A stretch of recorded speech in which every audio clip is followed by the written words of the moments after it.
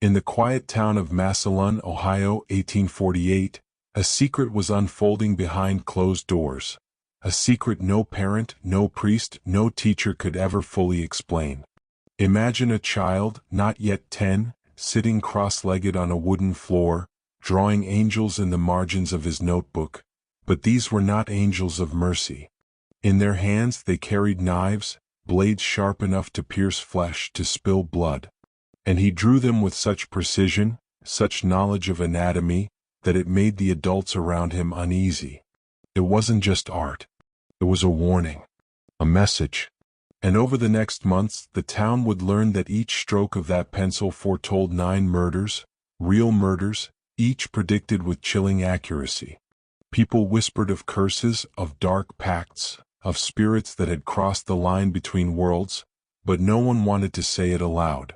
Because when a child sees what the rest of us cannot and draws it for all to see, it is not imagination.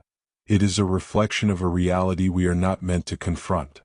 And the first body was discovered behind the old mill before winter's first frost. A neighbor's son, eyes wide open, frozen in horror, a knife buried in his chest. The townsfolk claimed coincidence.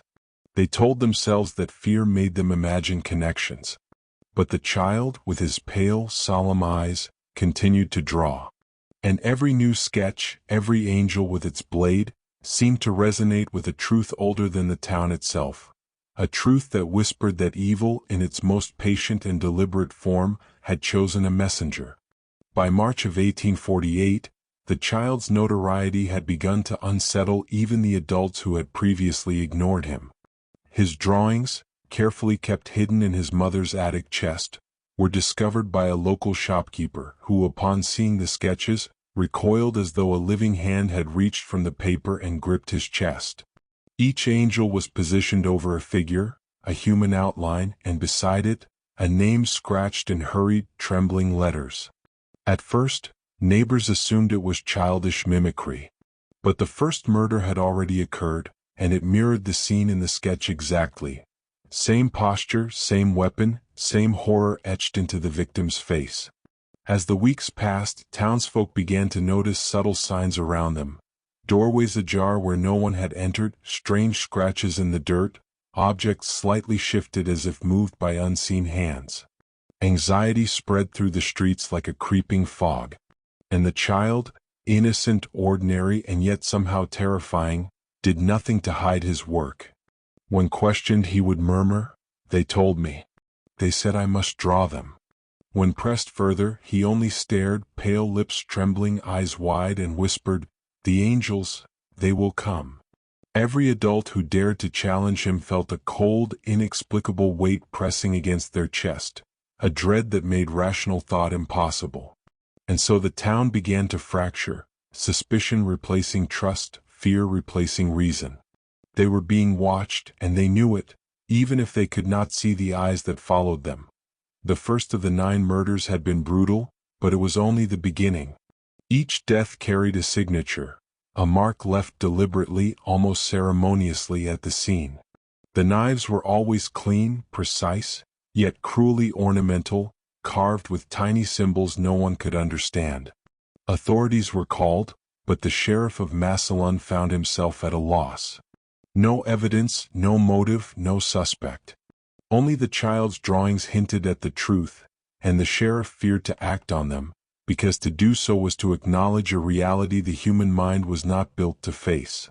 Some evenings, the child would sit in the flickering lamplight, sketching furiously, as though guided by a force far beyond his years. Neighbors swore they heard murmurs, voices arguing in tones of authority and malice, coming from his room late into the night. Sometimes, if they pressed their ears to the wall, they could make out words, "It must be done, it is necessary, only then will they understand." And the more the child drew, the more real the murders became. People began to vanish, farmers on their way home, children playing near the river, merchants closing their shops. Each death corresponded to a sketch completed days or weeks earlier. By now the town was on edge, suspicious of everyone and everything. Families locked doors at dusk, neighbors avoided each other, and the whispers of witches, demons, and unholy compacts grew louder. But no one dared confront the child directly, for the shadows that clung to him seemed to stretch beyond reason. They said the angels were patient. And in a town gripped by fear, patience was far deadlier than panic. It was not long before outsiders began to notice Massillon's peculiar decline. Visitors described an oppressive atmosphere, a weight in the air that made breathing difficult. Traders passing through would remark on the empty streets after sundown, on the odd movements of the townsfolk, their nervous glances and whispered warnings. The child's family became increasingly isolated. His mother, once cheerful and warm, now wore a constant expression of terror and resignation. She claimed she could not control him, and perhaps she was right. The child drew not out of play, but as if responding to a command that existed beyond his comprehension, a command that the town could neither resist nor ignore. Priests were summoned, but even they found no solace in prayer. The child spoke of angels, yes, but not of salvation. These were messengers of judgment, bearers of knives, instruments of inevitability. Some nights, the townsfolk claimed, shadows moved unnaturally in the corner of rooms. Windows rattled with no wind, doors opened on their own, and a cold, surgical precision seemed to govern every crime. And then came the whispers, barely audible but persistent. 9 must fall. 9 will fall. Only when the last is drawn will the path be clear.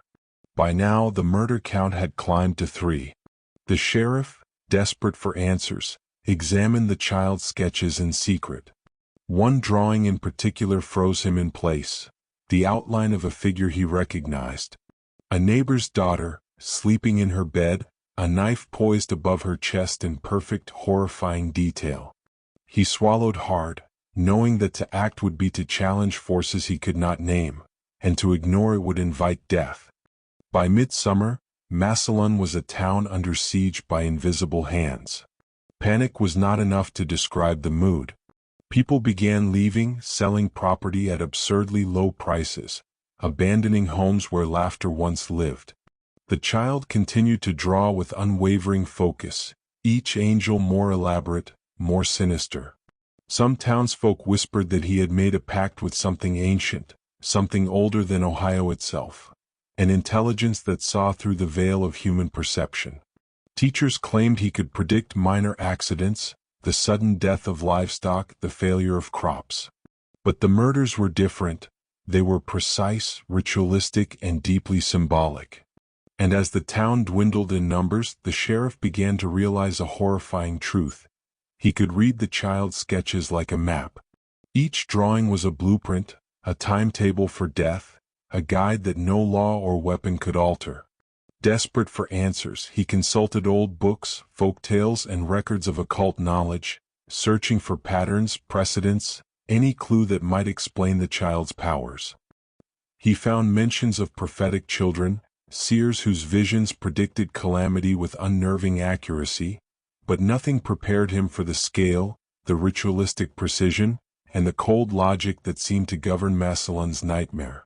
Each angel was a symbol of inevitability, a reminder that some events are not merely random. They are orchestrated by forces we cannot see, forces that reward obedience and punish curiosity. And in every shadow, in every quiet corner of the town, the presence of something watching, something guiding, grew stronger. The 4th murder shocked the town not because of its violence, but because of its intimacy. It was personal. The victim was a friend of the sheriff, a man who had once laughed in the face of superstition. He had dismissed the child as imaginative, a harmless curiosity. But when he was found, knife in chest, eyes wide with unspoken terror, the sheriff realized that disbelief was no shield. The child's sketches, now discovered by accident in the attic, matched the murder scene down to the smallest detail. The position of the body, the angle of the knife, the faint symbols etched into the doorframe. The town's remaining residents whispered that the angels were no longer drawing themselves. They were moving through the child's hand, guided by something invisible yet methodical. Fear had mutated into paranoia. Doors were bolted, windows barred, and people slept with knives beneath their pillows. Yet none dared confront the child directly. To do so was to invite the attention of something beyond comprehension, a force that could twist innocence into horror, a hand that could carve death as easily as a pencil drew lines. The sheriff found himself questioning reality, wondering if the child truly controlled fate or if fate had chosen the child. And in the stillness of the night, when the moonlight fell upon empty streets, the whispers returned, 9 must fall. 9 will fall. Only then will the path be clear. A pattern had emerged, but understanding it only deepened the dread. The child was not simply a messenger. He was a key, a trigger, a living map to a darkness that had been waiting patiently for centuries. By late summer, outsiders were actively avoiding Massillon. Letters sent from nearby towns spoke of strange sounds in the night, children crying where no children lived, distant laughter with no source, shadows that moved with deliberate intent. The sheriff, obsessed with the child's drawings, began documenting them meticulously. He noticed a sequence almost musical in its structure, lines, curves, and angles forming symbols that seemed to chant their meaning. Each sketch corresponded not only to a murder but to a moral order, a judgment system that the townsfolk could not perceive. Some suggested the child had psychic abilities, others whispered of demonic possession. The truth was worse. The child had become a conduit, an instrument of a hidden system of control, a mechanism through which death and morality were enforced without human oversight. And yet, in the child's demeanor, there was no malice. He did not smile when others died. He did not celebrate their suffering. He was a recorder, a prophet, a mirror reflecting a force beyond comprehension. The townsfolk began seeing patterns in their own lives, connecting unrelated tragedies, imagining hidden hands shaping every misfortune. Fear became a tool of governance, a silent, invisible law enforced not by sheriff or council, but by inevitability itself. And in the center of it all, the child drew, the angels waiting patiently with their knives poised above human hearts. The sheriff felt a creeping realization. This was not simply murder. This was instruction. And those who survived would carry the knowledge, consciously or not, for the rest of their lives. By early autumn, 5 murders had already occurred. Each one followed the blueprint of a drawing the child had completed weeks earlier. Anxiety in Massillon had become a tangible thing, almost physical in its density. The town square, once lively, now echoed with silence. Markets closed early. Conversations became whispered warnings. And the child, still pale, still silent, continued to sketch as though guided by some invisible curriculum. People speculated wildly, was he insane? Was he in league with spirits? Or was he simply a tool of a more ancient intelligence, one that had always existed in the world, quietly orchestrating events from behind the veil? The sheriff began to understand that the answers did not matter. Understanding did not confer safety. Each sketch was a prophecy, and prophecy by its nature cannot be argued with. When he pressed the child for explanations, the boy would whisper only, "It is necessary, it is for them to learn." The sheriff realized then that necessity and morality had been inverted. Death was not random punishment, it was instruction. And the angels, silent, precise, and unblinking, were enforcers of a code the town could not see but could feel with every shiver of their spines. The 6th murder approached, and with it an awareness that the sheriff and everyone else was not dealing with a mere child, but with a conduit to something far older, far more deliberate, and far more terrifying than any human mind could endure. On a misty October evening, the 6th victim fell. It was the first murder to occur in broad daylight, in the heart of the village. The streets were crowded, yet no one intervened. Perhaps instinct, perhaps fear kept them frozen. The child had drawn the scene weeks prior, and those who saw the sketch recognized the inevitability immediately, though few dared speak it aloud. This time, the knife's placement, the position of the body, and even the small ritualistic symbols etched into the wood all matched perfectly. The child's eyes, wide and unblinking, seemed to reflect the horror around him, yet he remained calm, detached, almost serene. People began to wonder if he understood what he was doing, or if he was merely a vessel. And in that realization came terror. If a child could become an instrument of such precise, preordained violence, what did that mean about human choice, about free will itself? What power orchestrated these events? And more frightening still, what would happen when the ninth, final act was complete? Whispers circulated that the child was being guided, not by human hands, but by something older than the town, older than life itself. The sheriff documented everything, feeling a gnawing sense of helplessness. Logic failed here. Morality was irrelevant. Only inevitability remained, and it had a child's face. The seventh sketch arrived quietly, folded and tucked beneath the boy's mattress. The sheriff discovered it accidentally, and when he opened it, he felt a chill that ran from his chest to his fingertips. The drawing depicted a scene so intimate, so personal, that it suggested the observer could not hide from it. The figure of the victim appeared with their eyes closed, hands frozen mid-motion, and above them the angel hovered with its knife. This time, the angel's expression was almost human, almost thoughtful, as if deciding whether mercy was permitted. It was the first sketch to hint at hesitation, something rare in the child's work. And yet, the inevitability of death was unmistakable. The sheriff, trembling, confronted the child, demanding an explanation. The boy only whispered, "They must see. They must understand." The town's fear was now tangible, almost sentient, creeping into homes and minds alike. Families barricaded doors, windows rattled with every passing wind, and the whispers in the night became louder, repeating the chilling mantra, "Nine must fall. Nine will fall. Only then will the path be clear." The sheriff realized, with a sinking heart, that the child was no longer simply predicting deaths. He was shaping a system, a morality enforced through terror, a force beyond law or reason. And the eighth murder loomed closer, each sketch tightening the invisible noose around the town's collective consciousness, preparing them for a revelation that would forever alter their understanding of innocence, fate, and the hidden mechanisms of power that move through the world unseen. By late October, the town's sanity had begun to unravel. What had once been fear was now obsession. Every creak in the floorboards, every flicker of candlelight, was interpreted as a sign. Families huddled together at night, whispering prayers, though they knew prayers no longer held weight here. The child's sketches had become the town's scripture, unholy, unasked for, yet impossible to ignore. When the sheriff examined the seventh drawing again, he realized something he had missed. Faint lines, almost invisible, connecting the angel's knife to a circle surrounding the victim. It was not simply a murder, it was a ritual.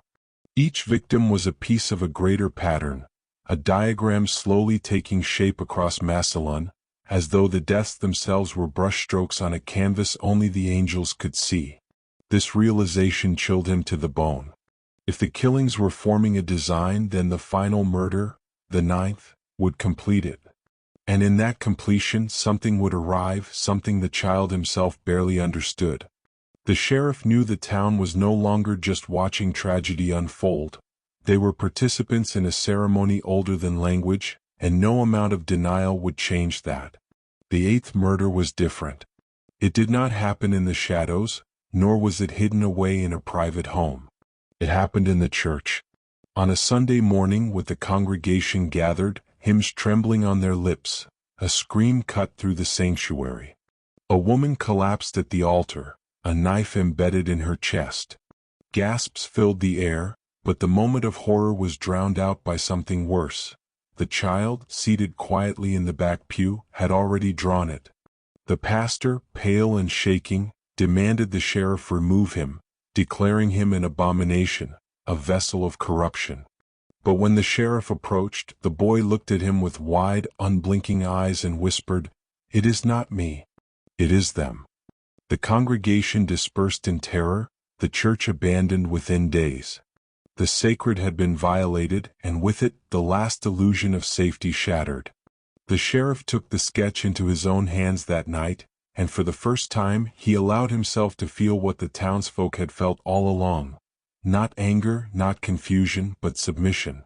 This was not something he could fight. It was something he could only endure.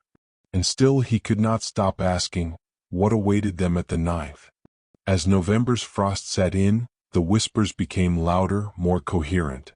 Residents swore they could hear voices chanting in their sleep, echoing through empty streets. 9 must fall. 9 will fall.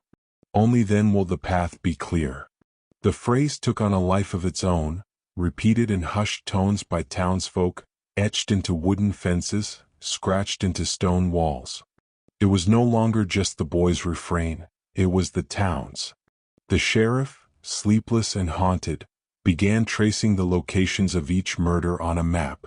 What he discovered turned his stomach.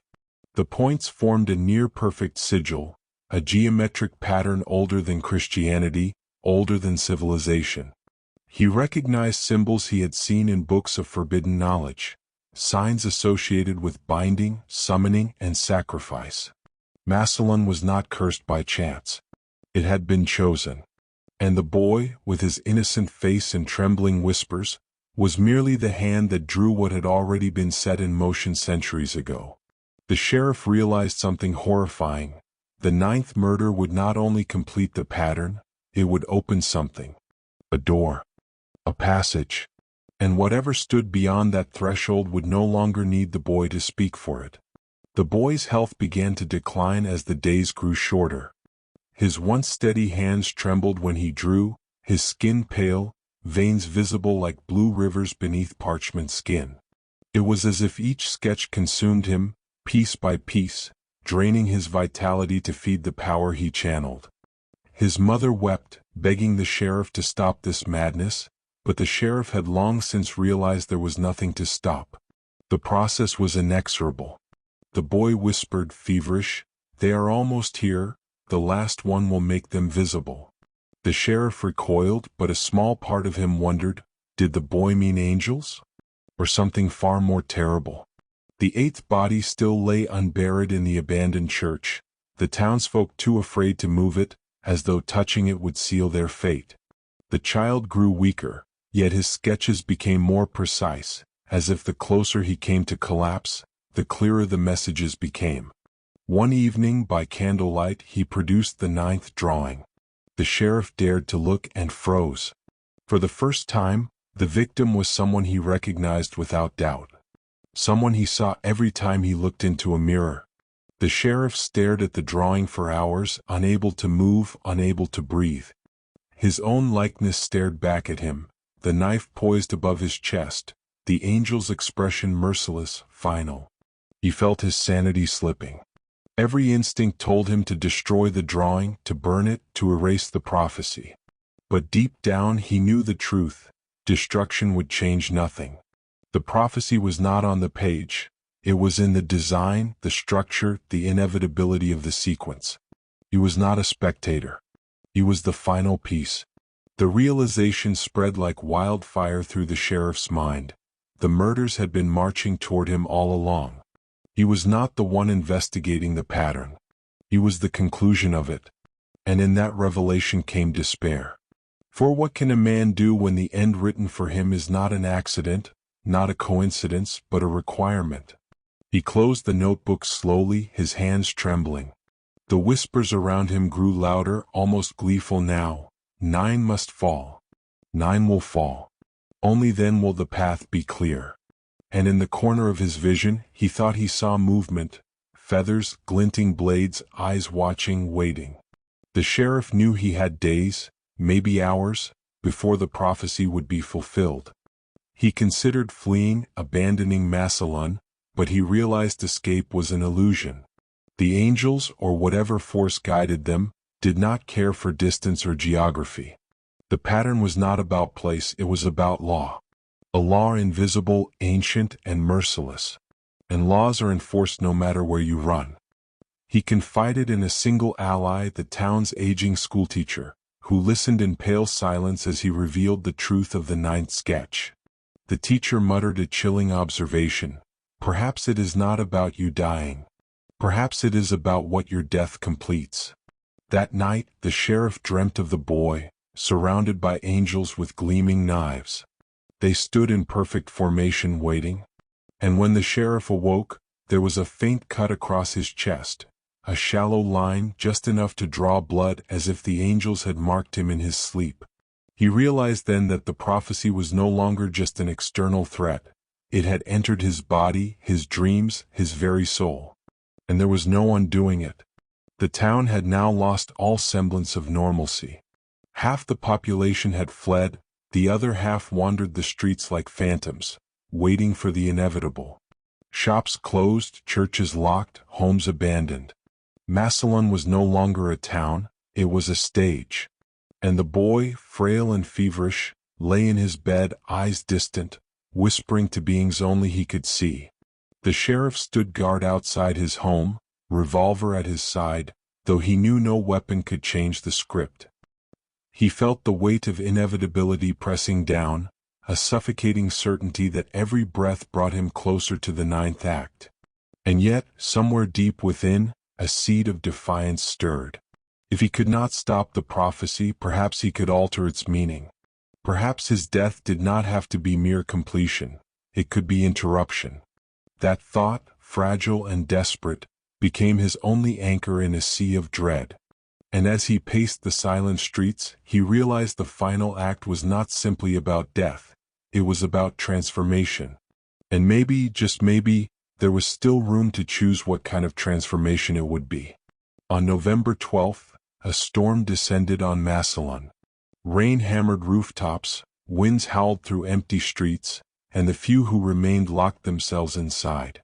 The boy's condition worsened. He spoke in a fevered whisper, words tumbling from his lips in languages no one recognized. His mother sobbed beside him, clutching his hand, while the sheriff stood rigid, heart pounding, watching the boy's final drawing flicker in the candlelight. Outside, the storm grew louder, yet beneath it, a different sound emerged. The faint rustle of feathers, the metallic scrape of blades. They were here. Not imagined, not symbolic, present. The sheriff felt them circling, unseen yet undeniable. He realized with sudden clarity that the boy was not the origin of the prophecy, but its translator. The true authors were near, their arrival heralded not by trumpets, but by silence, storm, and steel.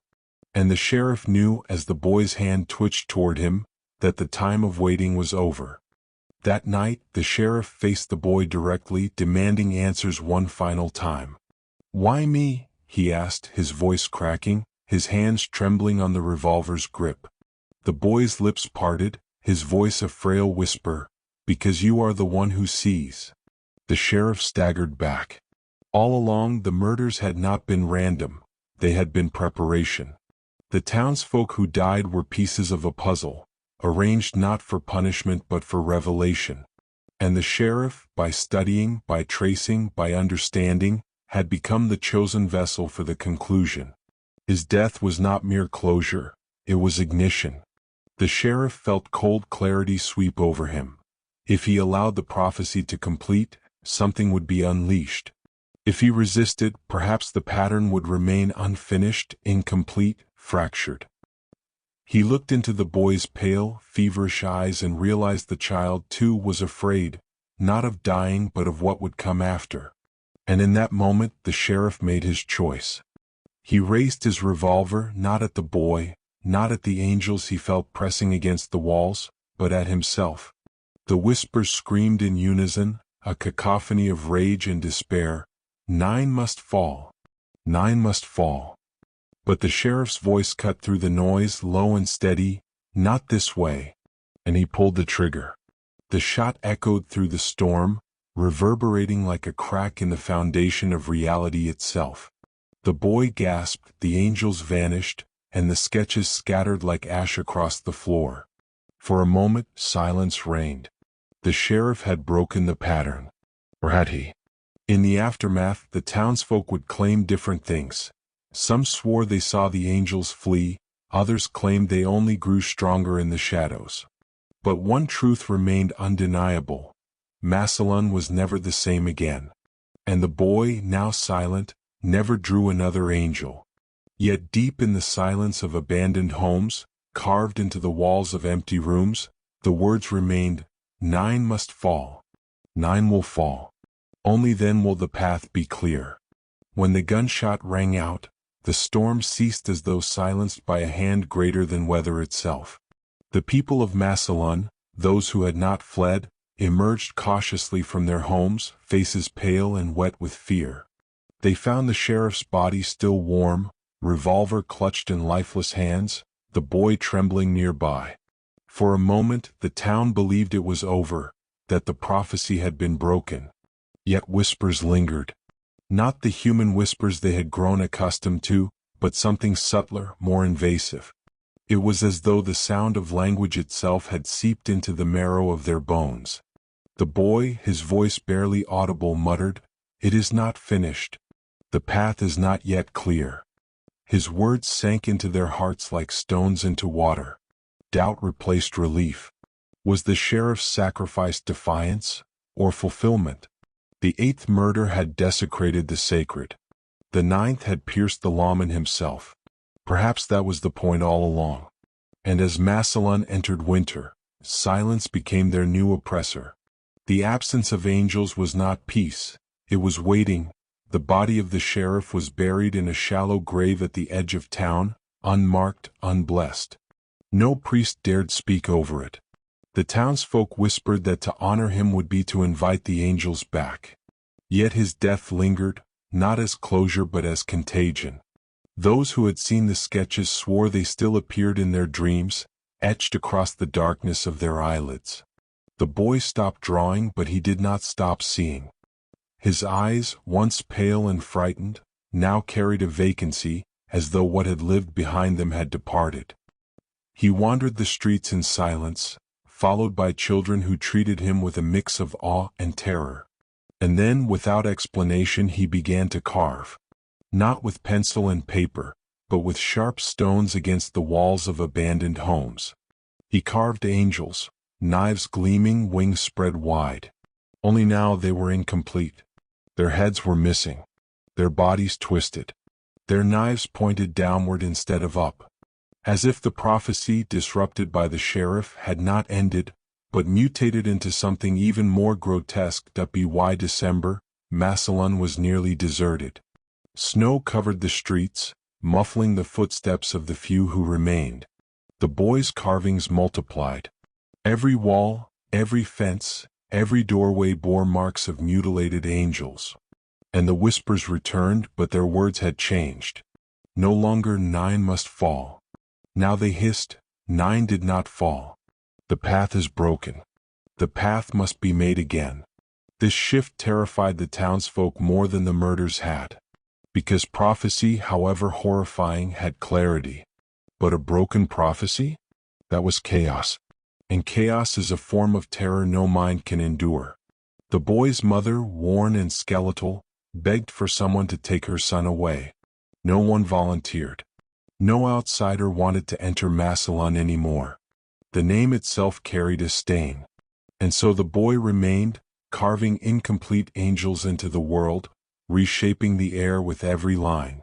The sheriff's sacrifice had delayed something, but what?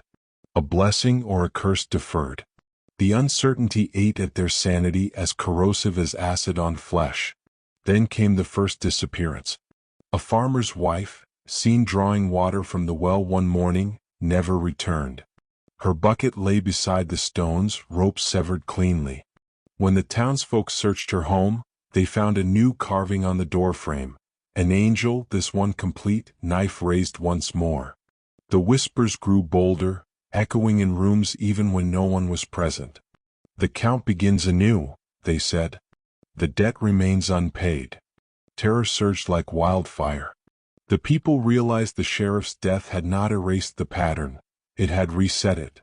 The prophecy was circular, not linear. It demanded completion, and if defied, it would begin again, drawing new blood, writing new names. The boy, when questioned, said nothing. But his silence was worse than his whispers. Because silence in Massillon was never empty. It was a promise waiting to be fulfilled. As the days shortened and the cold deepened, the townsfolk began to see the angels, not in drawings, not in carvings, but in the periphery of their vision. Glimpses of feathers in the corners of rooms. Flashes of silver in the shadows. A sense of being watched with a precision that cut through flesh and soul alike. People reported dreams of standing in vast halls filled with knives, where faceless angels moved in endless procession. When they woke, faint cuts lined their arms and legs, as though the dreams had crossed into flesh.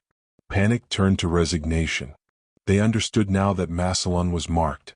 The murders were not accidents, not punishments. They were rituals in a system of law no human had written. A law that demanded sacrifice, demanded pattern, demanded obedience. And the boy, silent and hollow-eyed, was its prophet still.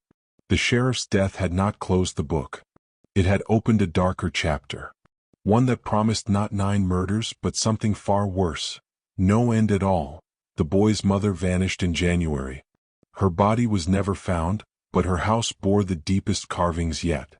Angels with knives plunged downward, wings spread like shields. But in the center of the wall, one figure stood different. An angel without a knife, its hands empty, its wings broken. Beneath it, words scrawled in trembling letters. The false one resists. The law must correct. The townsfolk whispered that the sheriff's defiance had branded him not as a sacrifice, but as a corrupter. His act of rebellion had created a tear in the design, and the law of angels was correcting itself, rewriting the sequence. The boy's carvings became frantic, desperate, as though he were racing against something no one else could see. And though his lips never moved, those who looked into his eyes swore they could hear a single word, repeated endlessly inside their skulls. Again. Again. Again. The second disappearance followed quickly. A child, barely 7, vanished from her bed in the middle of the night. The window was unlatched, snow undisturbed, yet the room was marked with faint scratches, like feathers dragged across the wood. Her parents wept, but no one dared search. Fear had paralyzed them. On the wall above her bed, an angel had been carved in haste. Its knife pointed downward, blood dripping from its edge though no hand had drawn it. And beneath it, a phrase cut so deep into the wall that splinters filled the air: "The path will not be denied." The townsfolk realized then that the cycle had not reset cleanly, it was accelerating. 2 gone already, and the boy still carving, still trembling, still living. The sheriff had delayed the inevitable, but in doing so, he had quickened its pace. The path demanded completion, and it would tear through flesh and sanity alike to achieve it. By February, Massillon was no longer a town. It was a graveyard in waiting. Families fled in the night, abandoning homes to the snow and silence. Those who remained lived like prisoners, afraid to sleep, afraid to wake. The boy moved through the streets like a phantom, carving wherever his hands guided him, his body frail but relentless. His presence was no longer questioned. It was endured, like disease, like famine, like the inevitability of death. Some claimed to see the sheriff's ghost wandering the outskirts, revolver in hand, his eyes hollow, his chest still bleeding. They said he watched the boy, unable to intervene, bound not as protector but as witness. And in the darkest nights, when the wind carried voices through the alleys, the whispers grew more defiant. 9 must fall. 9 will fall. Not once. Not twice. Forever. Massillon had become not a stage but a machine. A machine that required sacrifice, endlessly. The boy's 9th carving appeared on the courthouse door. Unlike the others, it was enormous, spanning the entire frame. 9 angels stood in a circle, knives raised, their wings forming a prison around an empty space in the center. For the first time, the design was not about an individual murder. It was about a system. A cycle. A ritual without end. The townsfolk, broken and trembling, understood then that the sheriff's death had not saved them. It had initiated something eternal. Massillon was no longer cursed by accident, but by design. It had been chosen as a site of repetition, a place where law and blood met in endless rehearsal. The boy collapsed after carving it, his body skeletal, his breath shallow. But his lips parted with one final whisper, "Now it begins." And with that, the snow outside turned crimson, not from blood spilled, but as though the air itself had absorbed violence. From that day forward, Massillon was abandoned. Travelers avoided it, maps erased it, memory itself recoiled from its name. But the place did not vanish. Those who dared approach spoke of ruins covered in carvings, angels with knives etched into every stone. Some swore they saw children wandering, pale and hollow-eyed, carrying scraps of paper filled with impossible sketches. Others claimed the whispers followed them home, echoing in their sleep, demanding sacrifices not yet paid. The story of Massillon became legend, then myth, then silence. But silence is never empty. And those who study old records, who dare read forbidden histories, know the truth. The sheriff's bullet did not kill the prophecy. It gave it life. A life that repeats, again and again, wherever silence deepens, wherever fear sharpens, wherever the unseen law requires obedience. And if you've listened this far, if you've let the word seep into you, then you must comment below, not once but twice, the phrase, "The path is never clear." Write it to lock your place in this descent. Because knowing this story marks you forever. Time erases names but not patterns. Massillon faded from memory, its ruins reclaimed by soil and frost, yet the cycle did not end. It migrated. Historians stumbled upon fragments, odd disappearances in nearby towns, carvings on barns, whispers carried in the winter wind. Always 9. Always knives. Always children. No one spoke of Massillon directly, but the law of angels required continuity. Some researchers argued that the town itself had become irrelevant, the ritual no longer tied to place but to principle. The boy, nameless in most records, had not been a prophet but a vessel. Once emptied, the vessel no longer mattered. What endured was the law. And the law did not fade with time. It sharpened, refined, infiltrated. The world beyond Massillon had changed. Railroads, industry, the telegraph, but whispers need no wires, knives need no factories. The angels adapted. They moved into minds that were ready to listen. And readiness is everywhere. In 1865, 17 years after Massillon's silence, a new case emerged in southern Ohio. A boy was discovered carving angels into the wood of his school desk. 9 of them, knives dripping. His teacher dismissed it as mischief until the boy predicted 3 names, fellow students who would be dead within the week. 1 drowned, 1 fell from a hayloft, 1 struck by a runaway horse. The boy vanished days later, his family gone without a trace. Officials never connected it to Massillon. How could they, when even the maps refused to name it? Yet the sequence was unmistakable. This was no isolated horror, no anomaly. The system had replicated, quietly, invisibly, perfectly. And from that moment the pattern ceased to be local. It became itinerant, transient, spreading like infection across borders and decades. Wherever there is silence, it waits. The whispers took on new tones in the industrial age. No longer did they speak only of knives and numbers. They began to echo through machinery, through the rhythmic clatter of factories, through the pulse of telegraph wires. Workers reported hearing phrases hidden in the beat of hammers, messages coded in static. 9 must fall, yes, but also, order must rise. It was as if the angels were adapting, embedding themselves in the world of progress. Massillon had been a stage, but modernity offered a network, a web through which whispers could travel farther, faster. And those who heard them, those sensitive enough, often broke. Some took their own lives. Others carved angels into walls of boarding houses and factories, always 9, always knives raised. What the boy had seen in pencil and paper was only the first draft. The law had found new mediums. And progress itself became its scripture. By the turn of the century, the cycle had become global. Reports emerged from Europe of children drawing faceless angels in cold dust, from South America of knives discovered in ceremonial altars with no human hand to place them, from Asia of whispers rising in the silence between temple bells. Each case dismissed as superstition, hysteria, or isolated madness. But the records align. Always 9 deaths. Always a child at the center. Always silence before the storm. Scholars who dared compile these cases often vanished before completing their work. Their notes, when recovered, bore carvings on the margins, lines too deliberate to be accidents. The angels were no longer confined to Massillon or to Ohio or even to America. They were everywhere, waiting, watching, demanding.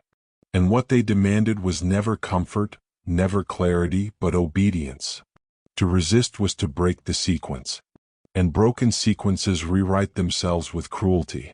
The world wars accelerated the whispers. Soldiers in trenches reported visions of wings spread wide, knives glinting in the dark. Prisoners carved angels into the walls of camps, 9 figures etched in blood and desperation. The pattern did not stop at individuals, it scaled. Entire battles unfolded with the precision of prophecy.